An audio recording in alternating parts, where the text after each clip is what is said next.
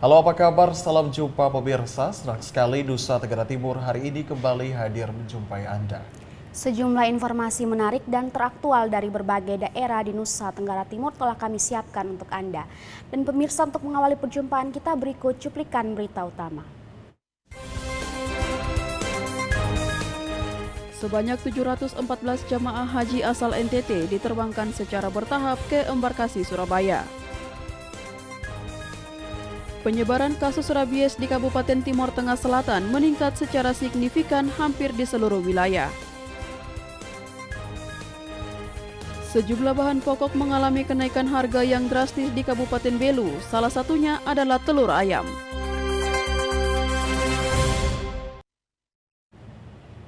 Cuplikan berita utama tadi telah kami rangkai dengan sejumlah informasi menarik dan teraktual lainnya. Bersama saya, Junaid Kapitan. Dan saya, Giti Berkanis. Inilah Nusa Tenggara Timur hari ini selengkapnya untuk Anda.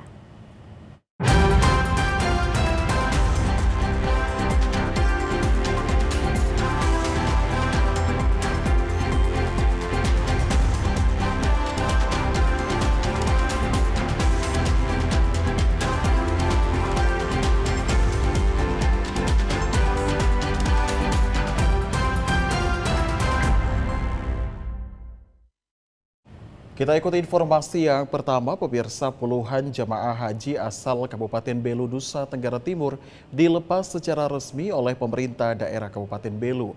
Pada acara ini, para calon jemaah haji mendapatkan bantuan dana transportasi sebesar 36 juta rupiah.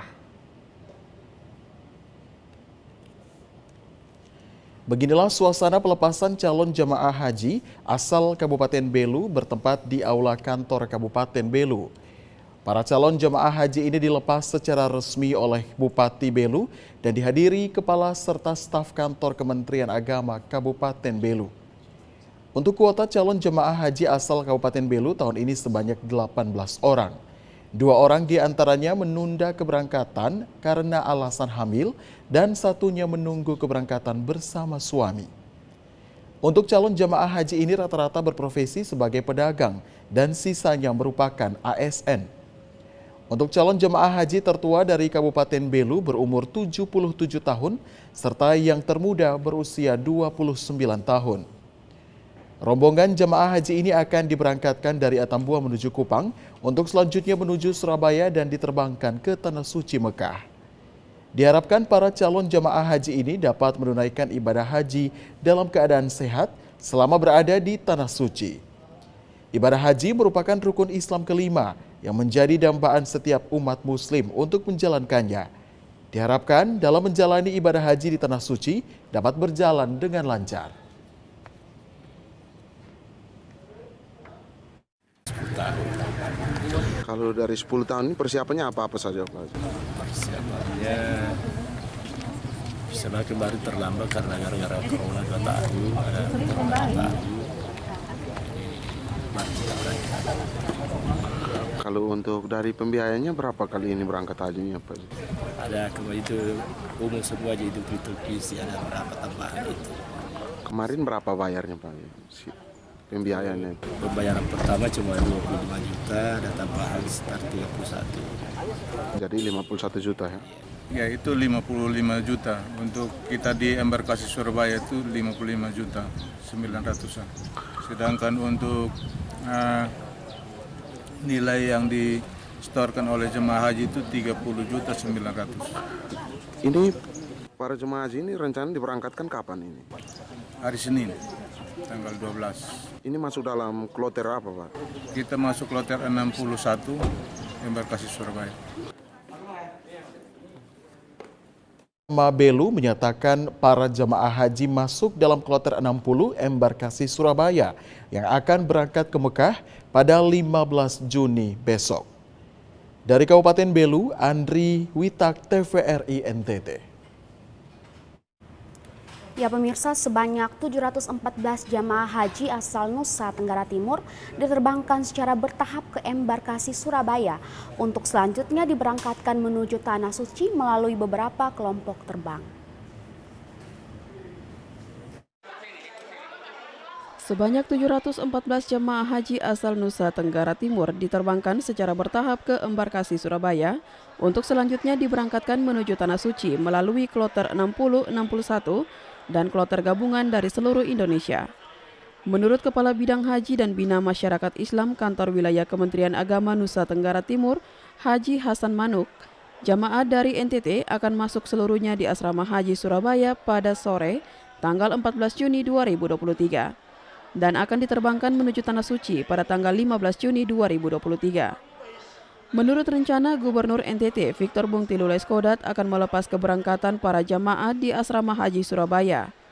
Jamaah dari Nagekeo, Timur Tengah Utara, Timur Tengah Selatan, Alor, dan Belu diterbangkan ke Surabaya pada tanggal 13 Juni 2023 dan dari Kota Kupang serta Kabupaten Kupang pada tanggal 14 Juni 2023. Sementara untuk calon jamaah dari Sumba langsung diterbangkan dari Bandara Tambolaka dan untuk jamaah dari Manggarai Raya terbang dari Bandara Komodo Labuan Bajo menuju Bandara Juanda Surabaya. Para jamaah asal Nusa Tenggara Timur tersebut akan berada di Tanah Suci hingga akhir Juni 2023. Kami berharap semua proses bimbingan, manasik dan sebagainya sudah berjalan dengan baik. Juga dari Dinas Kesehatan sudah menuntun pola hidup yang sehat. Semoga semuanya berjalan lancar.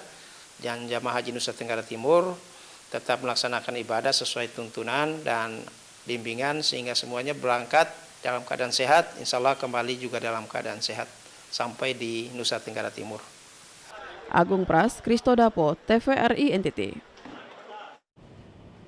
Saudara, Bandara El Tari Kupang siap mendukung proses pelaksanaan baik keberangkatan maupun kepulangan jamaah haji Nusa Tenggara Timur.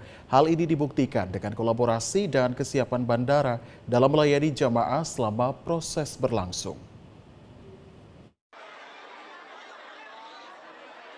Bandara El Tari siap mendukung proses pelaksanaan baik keberangkatan maupun kepulangan jamaah haji NTT. Hal ini dibuktikan dengan kolaborasi dan kesiapan bandara dalam melayani jamaah selama proses berlangsung. Menurut Humas Bandara El Tari, Devi Budi Handayani, untuk menjamin kelancaran penumpang dan penggunaan jasa lainnya di bandara, otoritas bandara melakukan persiapan dengan melakukan koordinasi dan kerjasama dengan instansi terkait, yaitu Kantor Wilayah Kementerian Agama Nusa Tenggara Timur, PPIH, TNI AU, dan petugas darat bandara. Ia menambahkan keberangkatan jamaah haji melalui Bandara El Tari dengan total sebanyak 714 jamaah telah dimulai sejak tanggal 12 Juni hingga hari ini 14 Juni 2023. Sebanyak 244 calon jamaah diberangkatkan menuju Surabaya menggunakan pesawat Lion Air pada pukul 10.38 WITA dan pesawat Citylink pada pukul 10.53 WITA. Untuk pemberangkatan rombongan jemaah haji NTT ini adalah pemberangkatan dari Asrama Haji Kupang. Yang terakhir sebelumnya sudah ada pemberangkatan rombongan jemaah haji NTT sendiri melalui Bandara El Tari, itu dimulai dari tanggal 12. Nah, sebelumnya kami sudah berkoordinasi dan diundang rapat-rapat dengan Kanwil Agama NTT. Kemudian juga untuk persiapannya kami sudah melakukan persiapan-persiapan untuk kelancaran alur penumpang, kemudian juga kendaraan, yaitu dari landside sampai ke ruang tunggu. Agung Pras, Kristodapo, TVRI NTT. Sementara itu, pemirsa, ratusan pengantar jamaah haji dari Kota Kupang dan sejumlah kabupaten di Nusa Tenggara Timur sejak pagi telah memadati Bandara El Tari Kupang. Kedatangan mereka untuk mengantar sanak saudara yang akan beribadah di Tanah Suci.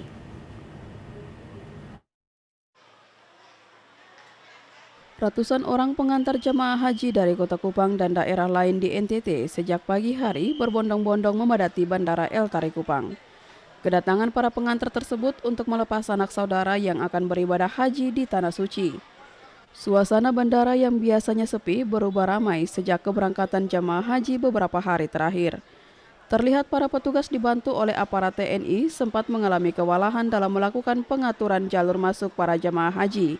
Namun berkat koordinasi yang baik, hal ini dapat ditangani.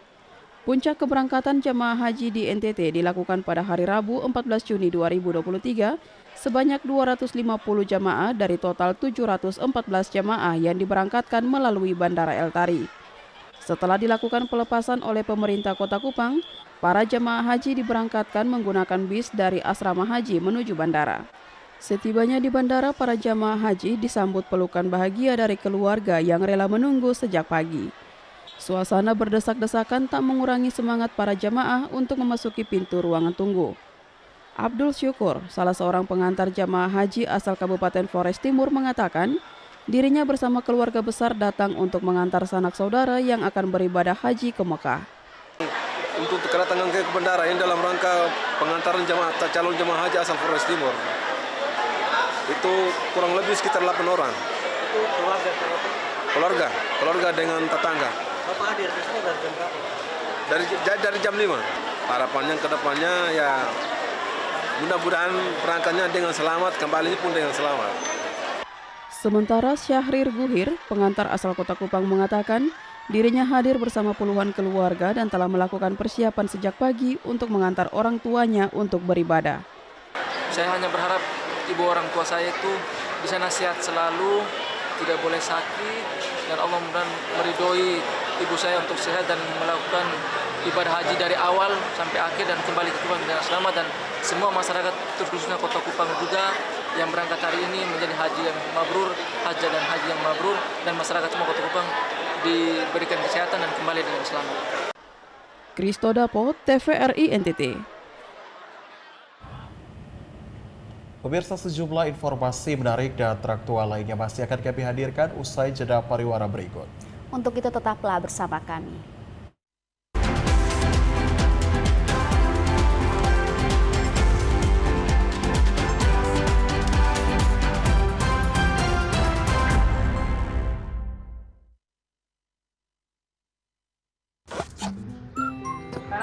Kanan dikit. Geser lagi. Deso.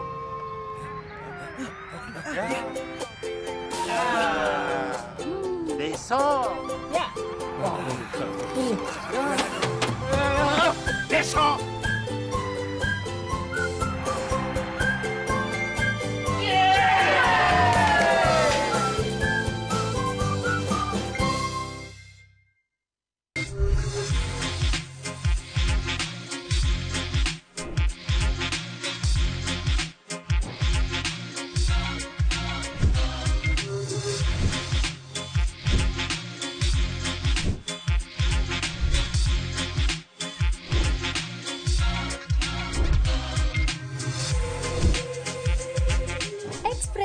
Setiap hari Senin sampai dengan Rabu jam 4 sore hanya di TVRI NTT. Dokter mungkin harus jelaskan kepada para pemirsa di rumah, apa sih dok itu jantung, fungsinya dok, dan kenapa penting bagi kita membahas topik kita pada hari ini. Siapa bilang sehat itu mahal? Kesehatan mulut kita harus pelihara melalui pertemuan sore hari ini.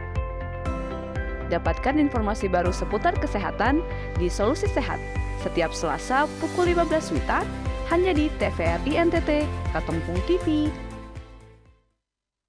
Dulu TV di rumah Inyong cuma jadi pajangan. Lah kepriben punya TV gambar nggak bisa ditonton. Beruat sampai ganti TV, ganti kabel, ganti antena, pindah tempat. Tetap baik, beruat. Maring sekarang sejak Inyong pakai TV digital, di rumah Inyong jadi rame terus. Gambar TV nggak semutan, suara jernih, celing. Pasangnya gampang, nggak pakai ribet. Ayo pakai TV digital aja, kelalen pasti celing.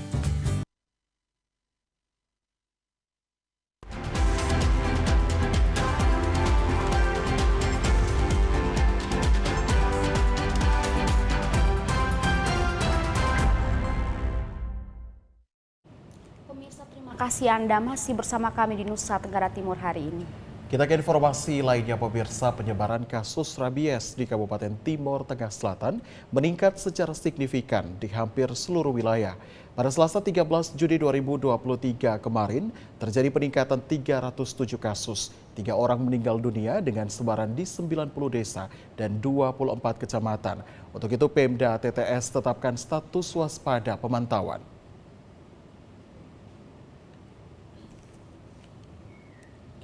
Bupati Timor Tengah Selatan Agus Tempiter Tahun melalui juru bicara PLTK Diskominfo Timor Tengah Selatan Adi Talo menjelaskan bahwa Kabupaten Timor Tengah Selatan saat ini dalam status waspada kasus rabies. Karena penyebaran virus rabies hampir merata di seluruh Kabupaten Timor Tengah Selatan, terdiri dari 24 kecamatan dan 90 desa.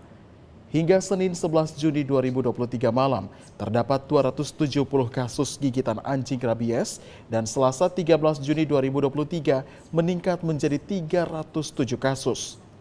Kasus korban ketiga yaitu balita umur 3,5 tahun. Pada tanggal 7 Mei 2023 lalu, korban digigit anjing dan tidak dilaporkan. Korban baru diketahui terinfeksi rabies setelah dilakukan pemeriksaan medis, sehingga tidak memungkinkan untuk pemberian VAR dan SAR.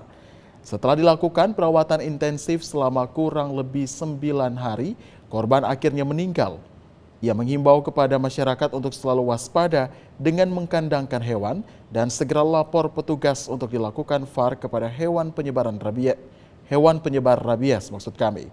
Karena Kabupaten Timor Tengah Selatan saat ini dalam status waspada pemantauan. Bayi berusia 3,5 tahun berinisial DM di Puskesmas Onlasi dapat kami tegaskan bahwa memang bayi tersebut atau pasien tersebut teridentifikasi terinfeksi virus rabies 7 Mei namun tidak mendapat penyuntikan VAR karena memang pada saat itu belum ada vaksin VAR di wilayah Kabupaten TTS. Setelah vaksin VAR ada, mau disuntikan tapi anak ini sudah bergejala, maka dirawat intensif kurang lebih 9 hari, namun pada hari ini tepatnya jam 12.26 dinyatakan meninggal dunia. Untuk itu kami menyampaikan turut berduka cita dan turut prihatin atas kejadian ini. Jenazah korban kemudian diserahkan kepada keluarga oleh petugas untuk dibawa pulang ke kampung Noel Bisnaen, Desa Kokoi, Kecamatan Amanaut Selatan, Kabupaten Timor Tengah Selatan untuk disemayamkan. Dari Timor Tengah Selatan, Evan Baitanu, TVRI NTT. Sementara itu, pemirsa, pemerintah daerah Timor Tengah Selatan terus lakukan penanganan waspada rabies. Ketersediaan vaksin anti rabies saat ini sebanyak 3.203 dosis sudah didistribusikan kepada 2.697 HPR.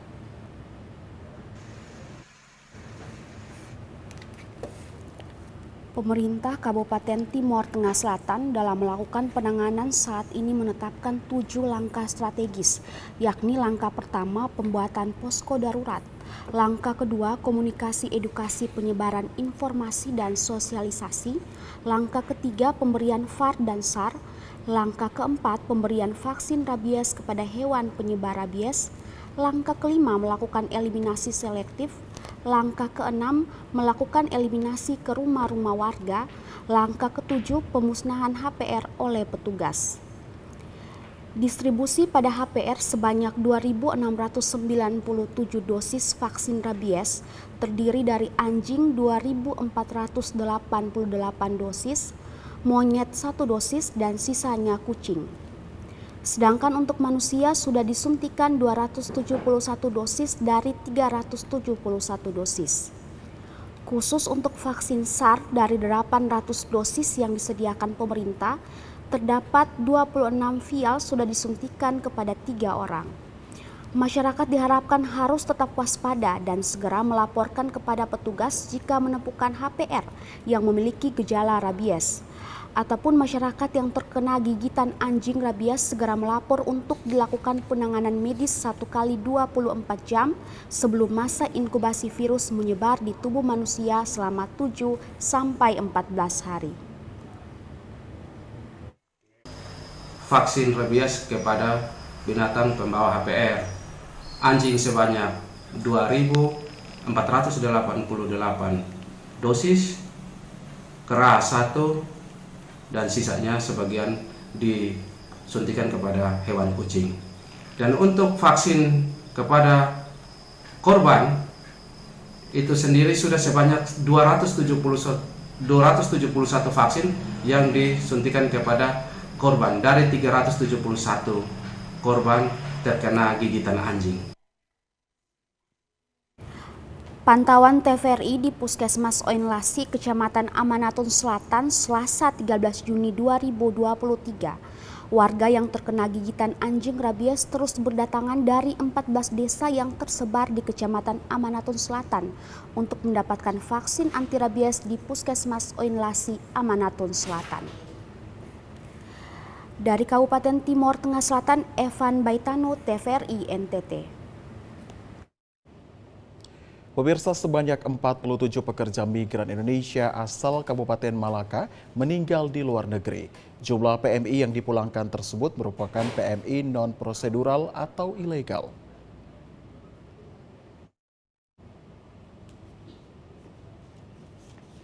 Data yang berhasil dihimpun Dinas Ketenagakerjaan dan Transmigrasi Kabupaten Malaka, terdata sebanyak 47 PMI asal Malaka yang meninggal di luar negeri.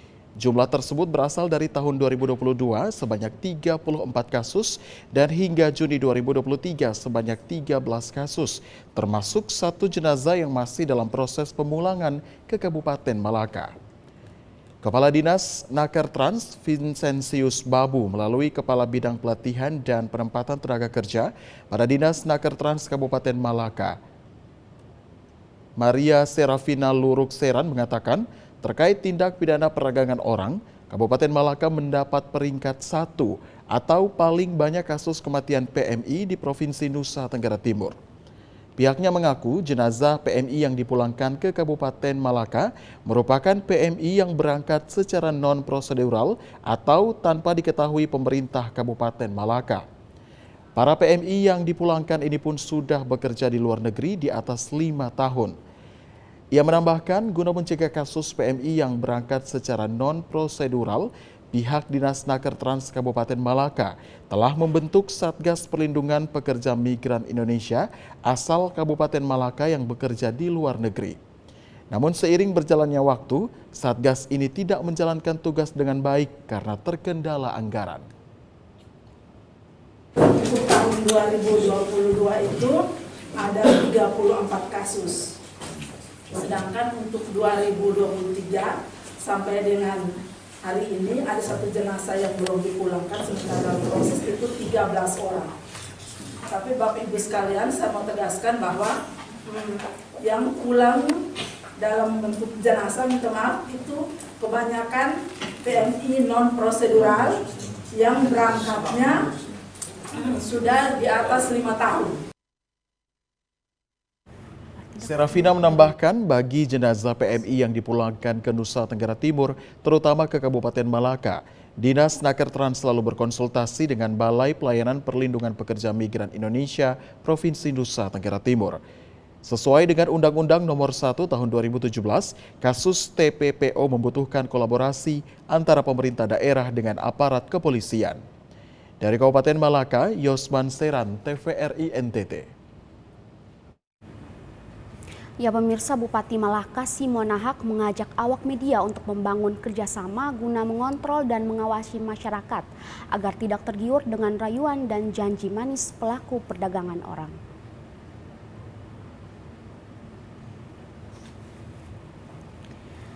Kabupaten Malaka menjadi salah satu kabupaten dengan angka human trafficking atau tindak pidana perdagangan orang tertinggi di Provinsi Nusa Tenggara Timur. Guna meminimalisir dan mencegah kasus TPPO di Kabupaten Malaka, Bupati Malaka Simonahak berkolaborasi dengan awak media di Kabupaten Malaka guna melakukan pengontrolan dan mengawasi pelaku perdagangan orang. Tidak hanya itu, para awak media juga dapat memberikan informasi yang positif terhadap masyarakat agar masyarakat Kabupaten Malaka tidak mudah dibohongi para pelaku kejahatan tindak pidana perdagangan orang yang semakin marak di Provinsi Nusa Tenggara Timur. Ia mengaku pemerintah mengatur secara baik para pekerja migran ke luar negeri sesuai dengan prosedur yang benar. Namun yang perlu dihadapi saat ini adalah melawan kejahatan TPPO yang terstruktur, sistematis, dan masif. Masyarakat Kabupaten Malaka masih minim informasi sehingga mudah dibuai dengan janji manis dari para pelaku tindak pidana perdagangan orang. Pihaknya meminta agar awak media di Kabupaten Malaka mempublikasikan berita yang mengedukasi masyarakat Kabupaten Malaka dan membendung isu hoaks di media sosial terkait tawaran kerja yang gampang dan cepat kaya di luar negeri. Ya silakan, nanti bangun komunikasi. Tapi intinya bahwa apa yang mereka sampaikan, kawan-kawan sampaikan, itulah realita yang ada yang kita hadapi. Nah, bagaimana kerjasama dengan perusahaan-perusahaan ini supaya kemudian tidak ada orang-orang kita itu ilegal berangkatnya. Makanya saya juga ya agak keras mengimbau kepada masyarakat, jangan bermimpi untuk kaya kalau tidak sesuai prosedural. Jangan. Dari Kabupaten Malaka, Yosman Seran, TVRI NTT. Kita ke informasi lainnya pemirsa, sejumlah bahan pokok mengalami kenaikan harga yang drastis di Kabupaten Belu. Salah satunya adalah telur ayam yang saat ini menembus harga Rp70.000 per kerat. Harga kebutuhan pokok di Kabupaten Belu naik drastis, salah satunya yaitu telur ayam yang menjadi kebutuhan sehari-hari masyarakat. Hal ini terjadi di Pasar Atambua, di mana harga telur mencapai Rp70.000 per kerat atau papan, sehingga membuat para pembeli kewalahan dan enggan membeli. Sejumlah pembeli di Kota Atambua mengeluhkan kenaikan harga telur dalam sepekan terakhir. Harga telur yang sebelumnya Rp65.000 kini naik lagi menjadi Rp70.000 per papan. Sementara harga telur per kilogram ditaksir mencapai Rp38.000. Salah seorang pembeli mengeluh karena naiknya harga telur mempengaruhi kebutuhan pokok lainnya. Kenaikan harga ini sangat berpengaruh pada konsumen di Kota Atambua yang sehari-hari mengkonsumsi telur untuk memenuhi kebutuhan maupun untuk industri rumah tangga. Sejumlah pembeli merasakan dampak kenaikan telur yang begitu besar, namun terpaksa harus membelinya karena sangat membutuhkan. Warga berharap agar harga telur bisa kembali normal sehingga tidak membebani ekonomi rumah tangga. Harga telur diprediksi akan terus naik hingga Idul Adha akibat pasokan dari distributor yang kian menurun. Sulit, sekarang penghasilan sedikit, habis itu semua naik ini kata. Kalau tadi telur ini per papannya berapa, Bu? 70, ada yang 65. Kalau sebelumnya biasanya beli berapa?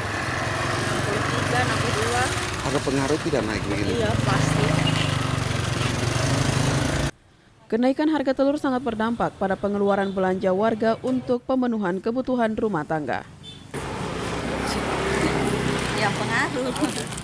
Kalau untuk tadi telur mau beli per papan berapa? Itu satu rak tadi 70. Kalau biasa sebelumnya mau mereka beli berapa? Biasanya 65. Biasa. Kalau sekarang naiknya mahal sekali. Iya, dia biasa 65. Sekarang 70. Ada yang 75 sekarang. Itu ada pengaruh dengan kebutuhan rumah tangga lain tidak mah biasanya begitu? Ya, kalau saya sih karena saya jual, seperti untungnya sedikit. Nah, bukan buat kue.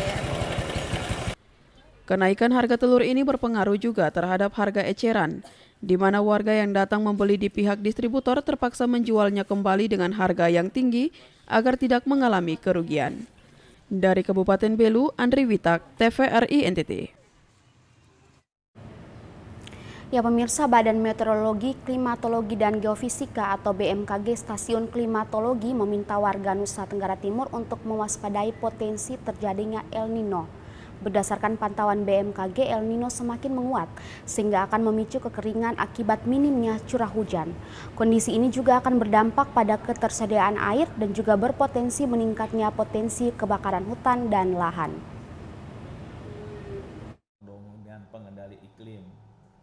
Sesuai dengan hasil prediksi Badan Meteorologi, Klimatologi dan Geofisika di bulan Februari yang lalu untuk mewaspadai El Nino. Karena itu masyarakat diminta untuk mewaspadainya karena trennya terus menguat. Kepala Badan Meteorologi, Klimatologi dan Geofisika BMKG Stasiun Klimatologi Kupang, Rahmatullah Aji mengatakan, berdasarkan pengamatan BMKG terhadap suhu muka laut di Samudra Pasifik, La Nina telah berakhir pada Februari 2023. Sepanjang periode Maret sampai April 2023, ENSO berada pada fase netral yang mengindikasikan tidak adanya gangguan iklim dari Samudra Pasifik pada periode tersebut. ENSO netral diprediksi mulai beralih menuju fase El Nino pada periode Juni 2023 dan diprediksi akan berlangsung dengan intensitas lemah hingga moderat. Sementara itu, gangguan iklim dari Samudra Hindia yaitu Indian Ocean Dipole selama bulan Maret sampai April juga berada pada fase netral dan diprediksi berpeluang akan beralih menuju fase iot positif pada Juni 2023. Kombinasi dari fenomena El Nino dan iot positif yang diprediksi akan terjadi pada semester 2 2023 tersebut dapat berdampak pada berkurangnya curah hujan di sebagian besar wilayah Indonesia termasuk NTT selama periode musim kemarau 2023. Bahkan, sebagian wilayah diprediksi akan mengalami curah hujan dengan kategori di bawah normal. Memang prediksi curah hujan kurangnya itu yang sekitar 0,20% itu sangat berpeluang terjadi, begitu seperti yang kita rasakan ya di beberapa wilayah yang tadi saya sebutkan. Kemudian peringatan dini kekeringan ekstrim. Gitu. Jadi di dasar yang 3 Mei 2023 data HTH hari tanpa hujan hingga update 31 Mei yang kemarin kita sempat catat gitu. 31 Mei 2023 ini menunjukkan bahwa di sebagian besar wilayah NTT ini mengalami hari tanpa hujan itu berturut-turut lebih dari 21 hari hingga 60 hari. Perkiraan peluang curah hujannya itu menunjukkan bahwa beberapa wilayah di NTT ini diperkirakan akan mengalami curah hujan yang sangat rendah atau kurang dari 20 mm per dasariannya dengan peluang lebih dari 7%. Jadi peluangnya besar. Rahmatullah Aji juga menjelaskan langkah-langkah strategis yang perlu dilakukan pemerintah untuk mengantisipasi dampak lanjutan, utamanya sektor-sektor yang sangat terdampak seperti sektor pertanian, terutama tanaman pangan semusim yang sangat mengandalkan air. Situasi ini perlu diantisipasi agar tidak berdampak pada gagal panen yang dapat berujung pada krisis pangan. Angel Ratu Daniel Nama, TVRI NTT. Pemirsa, kebakaran rumput terjadi di area Bandara El Tari Kupang. Informasi selengkapnya akan kami hadirkan usai jeda pariwara berikut. Tetaplah bersama kami.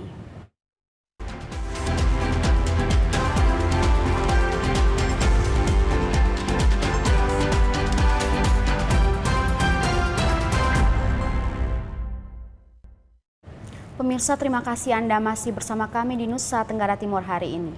Kita ke informasi berikutnya, pemirsa. Kebakaran rumput di area perimeter Bandara El Tari Kupang pada Selasa 13 Juni 2023 berhasil dikendalikan oleh PT Angkasa Pura I El Tari dan tidak menimbulkan dampak yang berarti. Kebakaran rumput di area perimeter Bandara El Tari Kupang Selasa 13 Juni 2023 kemarin sempat menyita perhatian masyarakat. Namun kondisi kebakaran rumput ini tidak menyebar luas dan pihak PT Angkasa Pura I Bandara El Tari Kupang bergerak cepat untuk memadamkan api sehingga tidak masuk ke area runway bandara.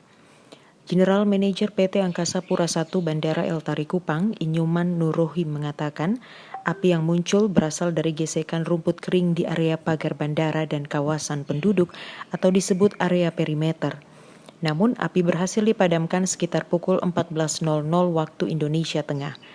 PT Angkasa Pura I Bandara El Tari Kupang mengerahkan 3 unit mobil pemadam kebakaran dan juga dibantu oleh 1 unit mobil pemadam kebakaran dari pihak Lanut El Tari Kupang.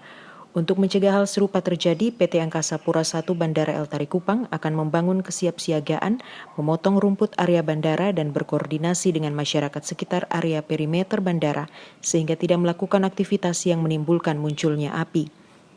Kurang lebih jam 12.45 sampai dengan 14.30 WITA telah terjadi kebakaran rumput.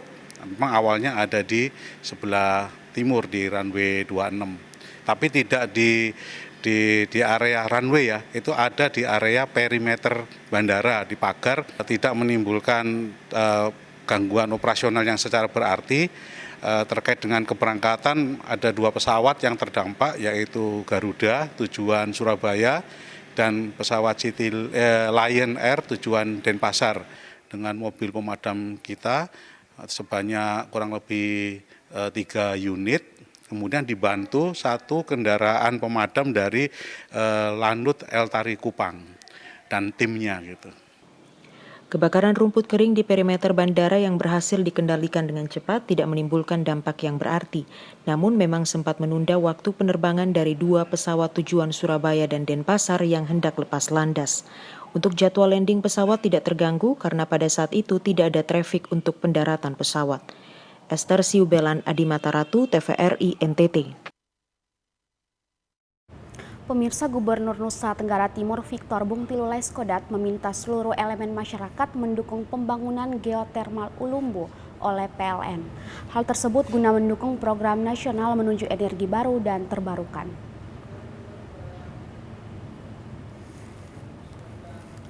PT PLN terus mengembangkan pembangkit listrik tenaga panas bumi Ulumbu di Pocoleo, Kecamatan Saternese, Kabupaten Manggarai. Potensi panas bumi di wilayah tersebut sangat tinggi sehingga mampu memenuhi kebutuhan listrik di Kabupaten Manggarai dan di Provinsi Nusa Tenggara Timur yang saat ini masih mengalami kekurangan listrik. Gubernur Nusa Tenggara Timur Victor Bung Tilu Leskodat mengatakan potensi panas bumi di Pulau Flores tersebut merupakan bentuk kejayaan Pulau Flores dan di Nusa Tenggara Timur. Karena itu pemerintah provinsi sangat mendukung langkah PLN dalam mengembangkan potensi panas bumi tersebut. Sebab saat ini dan kedepannya sangat memerlukan energi baru dan terbarukan dan tidak butuh lagi energi dari fosil dan juga dapat mengurangi emisi karbon. Karena itu Gubernur meminta seluruh elemen masyarakat mendukung pembangunan geotermal tersebut. Hal tersebut guna mendukung program nasional menuju energi baru dan terbarukan. Gubernur juga sudah mendiskusikan langsung dengan Dirut PLN Darmawan Prasojo bahwa proyek penyembangan panas bumi terus didorong. Hal tersebut sebagai langkah alternatif mengurangi ketergantungan kita pada bahan bakar fosil dan menurunkan emisi karbon. Ia menambahkan ketersediaan listrik bersih akan membuka potensi pengembangan ekonomi seluruh masyarakat di Nusa Tenggara Timur, termasuk sektor pariwisata yang punya potensi besar untuk jadi wisata dunia seperti Labuan Bajo, Kabupaten Manggarai Barat. Sesuatu yang menjadi kekuatan dan kekayaan Nusa Tenggara Timur, khususnya Pulau Flores ini. Kita tahu bahwa dunia hari ini menuju terhadap energi baru terbarukan, renewable energy. Isu dunia hari ini ada 3 isu besar, energi, pangan, dan air. Dan kita memiliki kekayaan itu. Karena itu memang sekarang pemerintah pusat telah serius untuk mengerjakan potensi ini dengan baik. Tapi karena itu saya harapkan seluruh komponen itu terlibat untuk membantu sehingga program ini bisa berjalan. Kita kekurangan listrik. Saat ini pengembangan perluasan geotermal Ulumbu di Pocoleo, Kecamatan Saternese tersebut sudah memasuki survei dan pembebasan lahan. Pengembangan PLTP Ulumbu unit 5 dan 6 berkapasitas 40 MW setelah sebelumnya mengoperasikan unit 1 hingga 4 sebesar 10 MW. Dari Kabupaten Manggarai, Leonardus, TVRI NTT. Pemirsa, Komisi 2 DPRD Kabupaten Lembata meminta pemerintah memperketat pengawasan pekerjaan proyek jalan yang bersumber dari dana alokasi khusus. 2 dari 3 kontraktor yang mengerjakan proyek ini di saat yang sama juga mengerjakan proyek jalan dari PEN. Pemerintah Kabupaten Lembata telah menetapkan pemenang tender untuk 3 proyek jalan yang bersumber dari dana alokasi khusus atau DAK tematik. 3 pemenang tender proyek ini yaitu PT 51 Merdeka yang mengerjakan ruas jalan segmen SD Waikomo Lerek senilai 14,25 miliar rupiah. PT Trans Lembata yang mengerjakan ruas jalan Simpang 5 Wangatoa Puor Watobuah senilai 23,33 miliar rupiah dan CV Permata Bunda yang mengerjakan jalan segmen Atulaleng kantor Camat Loyobuya senilai 6 miliar rupiah. Meski demikian, 2 dari 3 kontraktor ini, yakni PT 51 dan PT Trans Lembata, di saat yang sama masih mengerjakan proyek jalan yang bersumber dari dana pinjaman daerah untuk pemulihan ekonomi nasional atau PEN dan paket pekerjaan jalan dari BNPB. Oleh karena itu, Wakil Ketua Komisi 2 DPRD Kabupaten Lembata, Paulus Makarius Dolu, mengingatkan pemerintah dalam hal ini Dinas Pekerjaan Umum untuk memperketat pengawasan pengerjaan proyek jalan ini agar tepat waktu dan tepat mutu. khusus yang dari PT 51, dia juga sedang mengerjakan paket pekerjaan dari Badan Penanggulangan Bencana. Sehingga saya minta untuk itu dikawal betul oleh Kepala Dinas, PPK, tim teknis pengawas di lapangan, juga teman-teman Komisi 2. Kita tidak bisa tinggal diam untuk melakukan pengawasan, memberikan dorongan support untuk mereka agar pekerjaan ini lebih-lebih dahak. Itu harus tepat waktu, on the track ini. Untuk diketahui hingga saat ini beberapa proyek jalan yang menggunakan dana PEN di Kabupaten Lembata tidak kunjung usai dan telah mengalami beberapa kali adendum. Dari Kabupaten Lembata, Andri Atagoran, TVRI NTT. Pemirsa, kita beralih ke Kabupaten Ende. Puluhan warga di Desa Nila, Kecamatan Dona tak punya akses jalan darat dan harus bertaruh nyawa di atas derasnya gelombang Laut Selatan menggunakan perahu motor untuk menuju kota demi memenuhi kebutuhannya sehari-hari.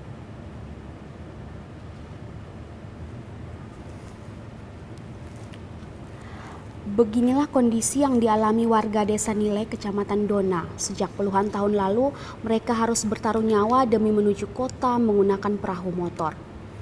Hal ini dilakukan demi memenuhi kebutuhan hidup. Tidak hanya itu, untuk menaiki perahu motor mereka harus menggunakan sampan dari tebing karang dengan dibantu masyarakat. Karena tidak adanya pelabuhan dan akses jalan darat, Fidel, salah satu tokoh muda di Kecamatan Dona, ketika dihubungi via telepon menyampaikan kondisi seperti ini mereka alami berpuluh-puluh tahun lalu. Bukan hanya akses jalan, namun listrik serta jaringan internet juga tidak ada. Ia juga menyampaikan setiap gelombang tinggi warga akan memilih untuk tidak ke kota. Bahkan apabila persediaan bahan makanan habis, mereka harus saling pinjam antar tetangga dan akan menutup kembali saat bisa ke kota.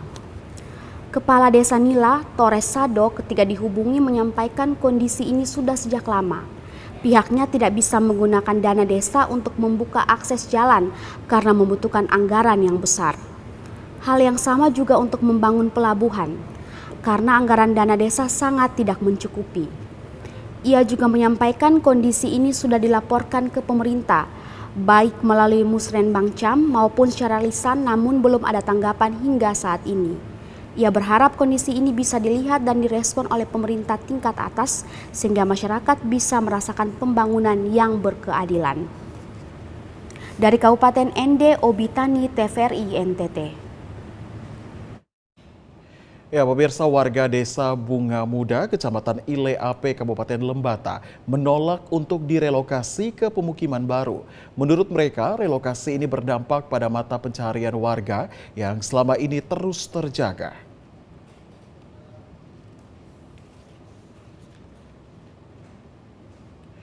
Wacana Pemda Lembata merelokasi warga yang berada di desa-desa rawan bencana longsor dan erupsi gunung api Ile Lewotolok mendapatkan penolakan. Satu di antara beberapa penolakan itu datang dari Lambertus Luwu, warga Desa Bunga Muda, Kecamatan Ile AP. Menurutnya, relokasi desa-desa ini justru akan memunculkan persoalan baru, termasuk persoalan sosial, potensi perubahan mata pencaharian, dan akses masyarakat terhadap sumber kehidupan. Sebelum pemerintah mengambil keputusan relokasi, Lambertus menjelaskan bahwa warga Desa Bunga Muda telah bermusyawarah dan membuat kesepakatan untuk menolak direlokasi. Tidak hanya Bunga Muda, beberapa desa tetangga lainnya pun menolak untuk direlokasi. Oleh karena itu, ia meminta pemerintah sebaiknya memperhatikan kebutuhan air bersih yang selama ini menjadi kesulitan mereka, ketimbang melakukan relokasi dengan biaya yang jauh lebih besar. Pemerintah juga diminta untuk memperbaiki akses jalan agar memudahkan proses evakuasi saat terjadi bencana. Lalu melalui musyawarah desa itu, kami semua memutuskan untuk kami tetap di sini. Karena resikonya, desa lama dibubarkan, di desa baru harus bentuk desa baru. Itu yang kami tidak mau. Desa-desa 1, 2, 3 desa yang saya tahu persis itu kami tolak untuk direlokasi. Kami tetap mau di sini. Terhadap akses kehidupan kami, sekarang ini kalau terjadi bencana atau apapun itu kami bisa mati terkurung di sini. Karena apa? Akses jalan kami punya itu sampai sekarang dibiarkan. Berdasarkan imbauan BNPB, 16 desa di kaki Gunung Api Ile Lewotolo Kabupaten Lembata harus direlokasi dari wilayah tersebut. 16 desa yang tersebar di Kecamatan Ile Ape dan Ile Ape Timur ini dianggap sebagai kawasan rawan bencana. Dari Kabupaten Lembata, Andri Atagoran, TVRI NTT. Ya pemirsa, Dinas Perhubungan Kabupaten Kupang meminta PT ASDP Indonesia Cabang Kupang untuk menambah trip atau trayek penyeberangan dari Pelabuhan Bolok ke Pelabuhan Penyeberangan Hansisi Pulau Semau setiap hari Jumat.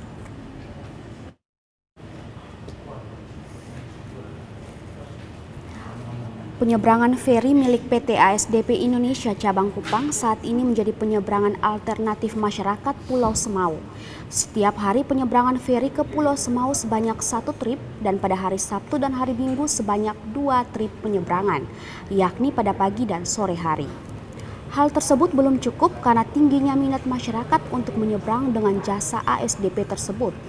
Melihat kondisi tersebut, Dinas Perhubungan Kabupaten Kupang meminta kepada PT ASDP Cabang Kupang menambah trip penyeberangan ke Pulau Semau pada hari Jumat sebanyak 2 kali trip seperti hari Sabtu dan Minggu atau pagi dan sore. Terkait hal tersebut, Kepala Dinas Perhubungan Kabupaten Kupang, Ricky Jo, mengatakan Dishub Kabupaten Kupang telah melayangkan surat kepada ASDP untuk menambah trip ke Pulau Semau setiap hari Jumat. Sehubungan dengan meningkatnya penggunaan jasa penumpang kapal feri tujuan Bolok Hansisi maupun Hansisi Bolok dan bertepatan dengan hari libur sekolah. Serta untuk meningkatkan perekonomian masyarakat di Kecamatan Semau dan Kecamatan Semau Selatan. Dinas Perhubungan meminta General Manager PT ASDP untuk menambah trip atau trayek. Diharapkan permintaan tersebut diperhatikan PT ASDP Cabang Kupang agar memperlancar penyeberangan Bolok Hansisi. Dari Kabupaten Kupang, Kris Poto, TVRI NTT.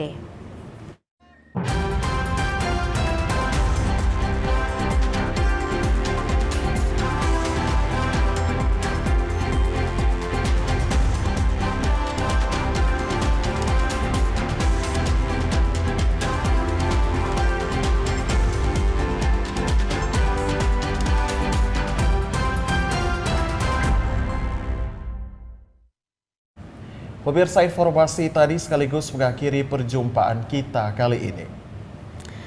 Pemirsa, terus saksikan Nusa Tenggara Timur hari ini yang menyajikan informasi secara santun, lugas, dan berimbang hanya di TVRI Nusa Tenggara Timur, media pemersatu bangsa.